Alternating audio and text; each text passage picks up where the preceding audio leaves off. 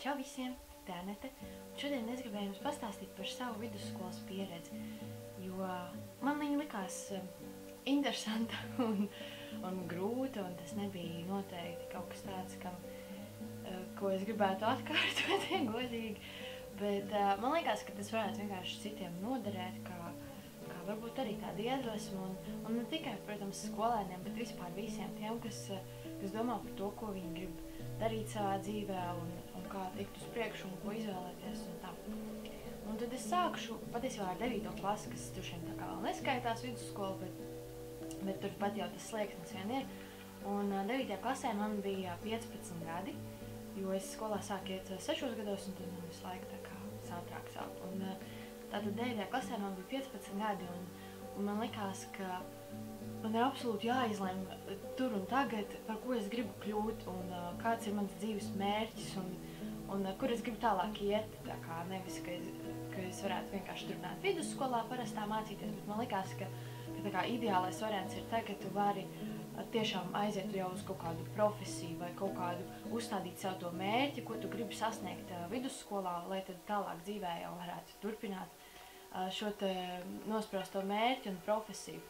Un varbūt tieši šī iemesla dēļ es pati sev ļoti daudz nomocīju 9. klasē, un man bija depresija, un man bija daudz raudāšanas un daudz pārdzīvojumu, un es sevi šaustīju, un man bija grūti saprast, tā kā, ko es gribu un kādas esmu, tāpēc, ka līdz šeit 9.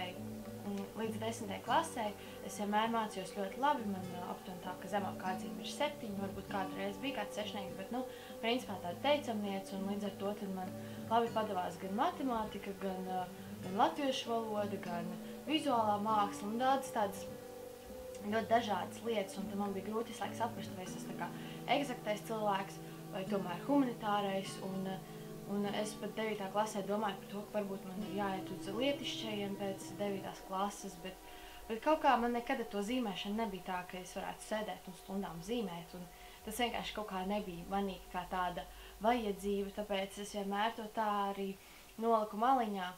Un tad 9. klasē es kļuvu apsēsta ar matemātiku, un es tajā atradu ļoti daudz ko interesantu, un man šausmīgi iepatikās, un es nolēmu, ka es gribu stāties uz Rīgas valsts pirmo ģimnāziju. Man vienmēr liekas jocīgi, ka viņi sauc tā kā Rīgas valsts, vai kā Rīga būtu valsts, vai kur citu pilsētu būtu valsts, bet, jā. Un es nolēmu stāties uz pirmo ģimnāziju, un es sāku iet pie viņiem uz kursiem, un sāku tur mācīties visu, bet tas bija tā kā tie pēdējie ātrie kursi, es neatceros, tas bija kaut kur aptuveni februārs, kad es sāku tur iet, un man nenormāli tas aizrāva, un man tik ļoti patika, un tajā laikā, es atceros, man matemātikā bija aptuveni 7, 8, man nebija nekādu 9 un 10, bet es sāku iet šajos kursos, un es ļoti ātri apgūvu dažādas šīs lietas, un man tas tiešām sāk aizraut, un tad es biju pilnīgi nolēmusi, ka jā, es gribu šo te eksaktu, un es gribu šo te matemātiku un visu šo, un līdz ar to šīs 9. klases eksāmenā man bija 10 matemātikā, un es biju šausmīgi lepna ar sevi, un tā, bet, kad es stājos uz pirmo ģimnāziju, tā arī tur netiku, jo, konkurss tur ir milzīgs, it īpaši uz vidusskolu, bet es nevaru teikt, ka es baigi pārdzīvoju, bet es paliku tajā pašā skolā, kuras jau mācījos. Es nomācījos visu skolas laiku vienā skolā, tas ir Rīgas Juglas vidusskolā, kas sākumā bija arī ģimnāzija, bet tad nomainīja nosaukumu. Un tā es arī visus savus 12 gadus nomācījos vienā skolā. Un tālāk tad vidusskolā, kad es sāku mācīties un sāku mācīt matemātiku daudz padziļinātākā līmenī, es sapratu, ka tas vispār nav priekš manis. Man tas absolūti vispār nepatīk, un man neinteresē, un man nesanāk. Un es pilnībā tā kā gribēju prom no tā visu, bet es jau biju iestājusies tā kā matemātikas klasē ar padziļinātu matemātiku, fiziku, ķīmiju, bioloģiju, visu šo te eksakto pusi. Un tajā laikā es tā kā to vasaru arī biju tā kā sapratusi, ka es gribu rakstīt, un man patīk rakstīt dzēju un īsos stāstus un esejus, un es pilnībā aizgāju atkal otrā pusē, tā kā uz šo te literāro un šo te tā kā humanitārajām zinātnēm. Un tā, bet es turpināju mācīties savā klasē, es turpināju visu šo te matemātikas pusi, jo no vienas puses man visu laiku likās, ka protams, 12. klases eksāmenus man būs daudz vieglāk nokārtot to pašu matemātiku, ja es tiešām mācos padzināt matemātiku, jo citādāk man būtu daudz grūtāk ar to visu tik galā. Bet tā kā latviešu valodu un literatūru es tāpatās varu papildus vairāk tad apgūt savā ceļā.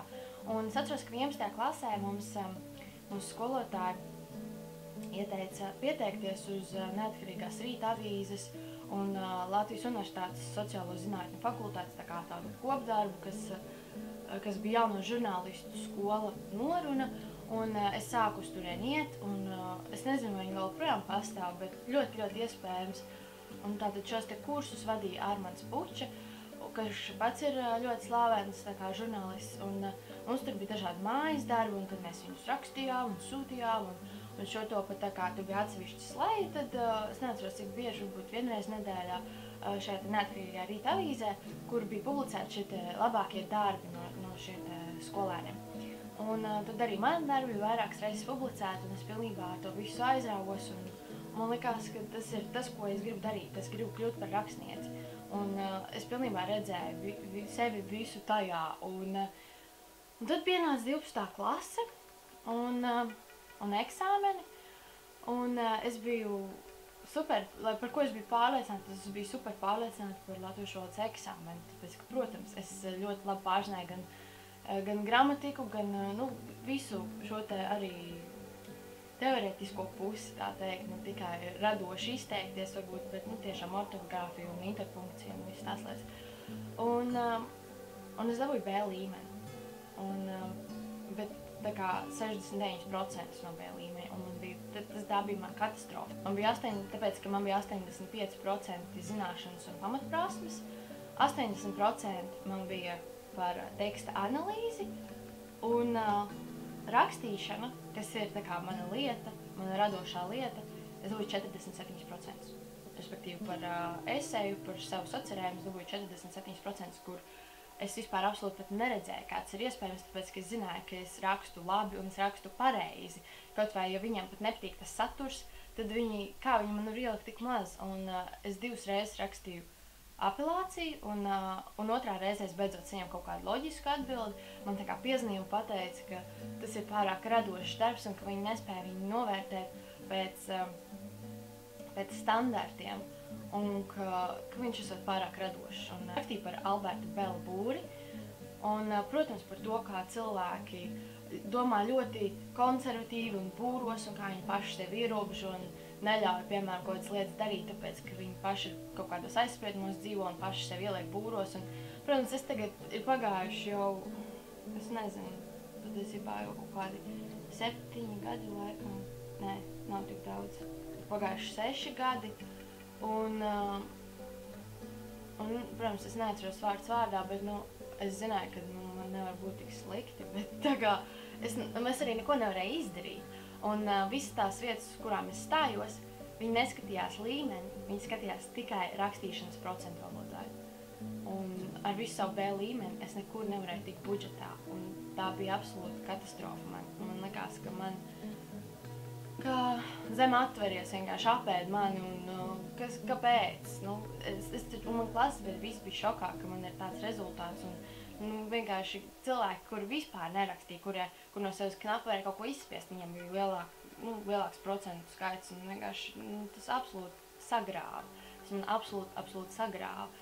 Un es biju, tā kā pirmā man izvēle bija stāties uz filozofiem, tad man bija vēsturnieki, tad man bija arī tie paši žurnālisti un antropoloģija. Un tad vēl papildus es stājos tā kā, tas bija Latvijas Universitāte, tad vēl papildus stājos uz kultūras akadēmiju, uz kultūras menedžmentu, un tas arī netika budžetā, un man jau vecāki tā kā teica, nē, bet kā, tu jau vari tā kā mācīties par maksu, un tad, un vienkārši, tad kredītā paņemt to visu, un bija tāds absolūti nē.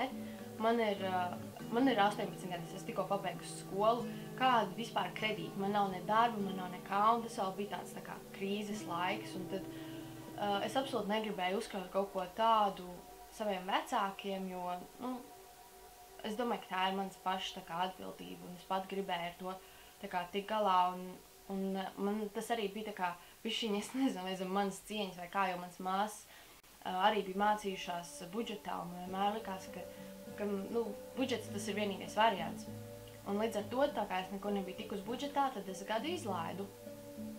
Un man paveicās, ka es neaizgāju pilnīgā depresijā, tāpēc, ka es tieši sāku draudzēties ar vienu puisi, kurš man, protams, tad uzreiz tu vari novērst savas domas no kaut kā, un tev ir vismaz kāds pozitīvs cilvēks blakus, un tu tā kā tik traki nepārdzīvo varbūt, bet jebkurā gadījumā, protams, ka tas, uz ko tu tiecies, un tev tas pilnīgi nesanāk, tev pilnīgi, totāli izgāšanās tā, ja, un ka tevi nenovērtē, un jo es gāju tās apelācijas rakstīt visiem saviem dokumentiem, tā kā certifikātiem, diplomiem un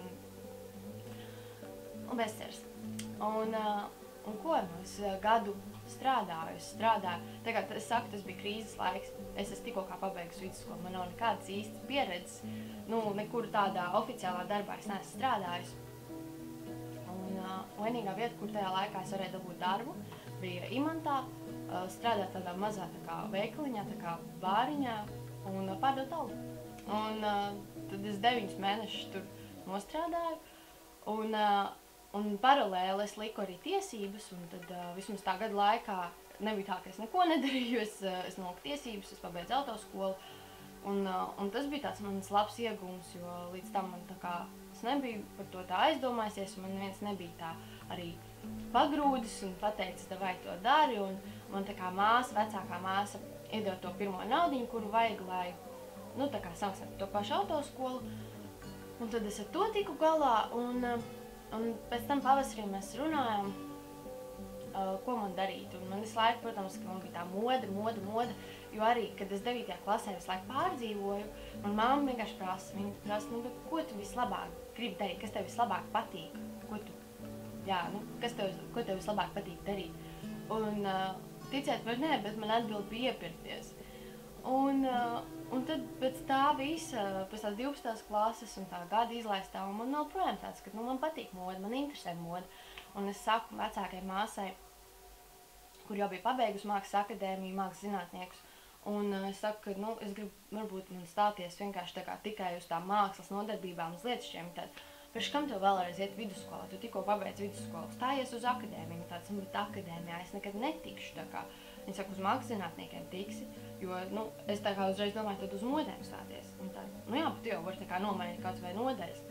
Un man bija tāds, jā, īstenībā, ka tas viss izklausās baigi forši, un es nekad nebiju iedomājusies, ka es varētu iestāties mākslas akadēmijā, tāpēc, ka man vienmēr ir ļoti, ļoti liela cieņa bijusi pret šo iestādi un tāda bijība un kā, es nezinu, kaut kas tāds nesasniedzums un tāds superīgs.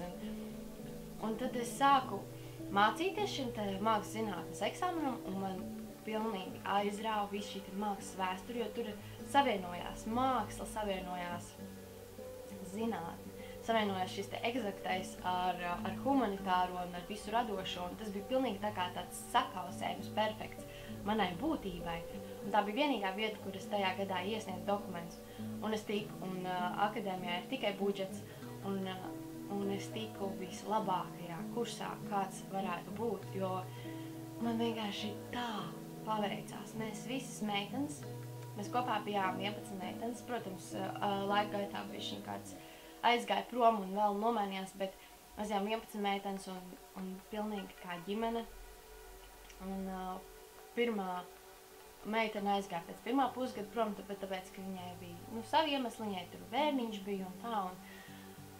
Un tad mēs palikām 10, un mēs tās 10 bijām pilnīgi kā ģimene, kā draudzenes, kā viss, un pilnīgi dažādas, bet vienu otru ļoti labi papildinājām. Un mēs, tas bija fantastiski vienkārši, kā 10 dažādi cilvēki ar dažādiem raksturiem, dažādām interesēm var būt tik vienoti, var būt tik kopīgi un ar tādu respektu viens pret otru izturēties un ar tādu interesi un cieņu. Un tad, kad tu jūti, ka katram ir tā sava lieta, un mums visiem viss ir kā interesē, bet mums katram vēl ir tā sava lieta, un tad viens otru papildina un vienkārši priecājās, un mēs sanācām tāds vienots kopums un veselums, un pilnīgi zosādi tās stāstot par šo visu, tāpēc, ka akadēmija bija tiešām pats labākais, kas ar mani varēja notikt. Un pēc tam mums arī bija filozofijas lekcijas, un es sapratu, ka paldies Dievam, ka es tur netiku, tāpēc, ka tas absolūti nebūtu bijis manējais. Un tāpēc es vienkārši gribu visus tā kā varbūt iedvesmot uz to, ka nevajag sevi arī pārlieku varbūt mocīt. Vajag būt mērķtiecīgiem un vajag zināt, ko jūs gribat, bet jūs arī nekad nezināt, ko jums dzīve var piespēlēt tajā mirklī, ka jūs jūtaties pilnīgi izmisumā un tā kā zemē un viss sliktākais, kas varēja notikt, ir noticis. Jūs nekad nezināt, varbūt tas ir labākais, kas varēja notikt. Tāpēc, ka tieši tā arī man atklājās, ka nākamais gads man atnes daudz vairāk nekā es varētu, man liekas, iegūt tur, kur es gribēju nokļūt. Un mākslas zinātne un mākslas vēsture, tas ir kaut kas tik plašs, tas nav vienkārši tur gleznas un skulptūras, tas ir viss par cilvēkiem, par cilvēku vēsturi un kā tas viss ir attīstījies un kāpēc mūsdienas ir tādas, kādas tās ir. Tas ir gan par sabiedrību, gan par to, ko cilvēks ir radījis un kā tas viss attīstās. Un tāpēc tas bija pilnīgi tieši tas, kas man bija vajadzīgs. Un tāpat laikā es arī esmu atradusi savu nišu šajā jomā, jo es pētu tā kā tieši modes vēsturi, un es rakstu par modes vēsturi, kas Latvijā nav pētīta tēma. Un, piemēram, mans darbs par Jugendstilu modi Rīgā tiešām bija apjomīgs un izsmeļošs, un tas nebija tā parunāties par skaistām cakiņām vai kaut ko, bet tiešām pamatīgs pētījums, un es pētīju tā laika dažādus žurnālus un rakstus, un tieši ko cilvēki raksta, ko viņi iesaka izrādās tajā laikā, kā gatavot apģērbu un visu. Nu jā, tā ir jau vēl cita tēma, bet vienkārši es gribēju visiem pateikt, ka nekad nevajag nokārt galvu, ja kaut kas neizdodas, tāpēc, ka izdosies. Jums vienkārši pašiem sev jātic, jums ir jāzina, ko jūs gribat, un jums ir jāiet uz to, bet arī nevajag sevi mocīt, tad, kad jūs nezināt. Tāpēc, ka dzīve jums var pati daudz ko piespēlēt, un arī daudz cilvēku ar ļoti labu izglītību pēc absolvēšanas viņi, piemēram, dara kaut ko pilnīgi citu, tāpēc, ka tas tā ir, tāda ir dzīve, viņi tev aizvedīs, kur tev jābūt, un nevajag arī baidīties no tā, ka jums varētu būt jāmācās vēl, jo es zinu daudzus cilvēkus, kas, piemēram, pēc 30, viņi aiziet, un pēc 30, pēc 40, viņi aiziet atkal mācās, viņi iestājās augstskolās, un pilnībā nomaina savu dzīvi, pilnībā nomaina savu profesiju, un tur jau ir tā burvība, ka mēs jau visu to paši varam izdarīt, un ka mēs jau esam savu dzīves noteicēji, neviens cits. Un tās ir mūsu izvēles, kas padara mūsu dzīvi par mūsu dzīvi, un tāpēc mums ir jādara tas, kas mums patīk, tāpēc, ka mums jau jādzīvo savu dzīvi pareizi. Un es ceru, ka kādam vismaz būs noderīgi man pieredze, un tas, kā bija, un kā es esmu pats svārstījusies, un es varēju saprast sevi, un varbūt pat saklausīt vienkārši. Bet nekad nenokariet galvu, tāpēc, ka būs viss forši un būs viss labi. Un vienkārši vajag ticēt nākotnē un ticēt sev un darīt to, ko gribās. Tā kā, tad sekojiet manam kanālam, protams, piedalieties manā konkursā un skatieties, ko es lieku Instagramā un Twitterī un arī Facebookā savā lapā. Un tad jau tiksimies manā nākamajā video. Atā!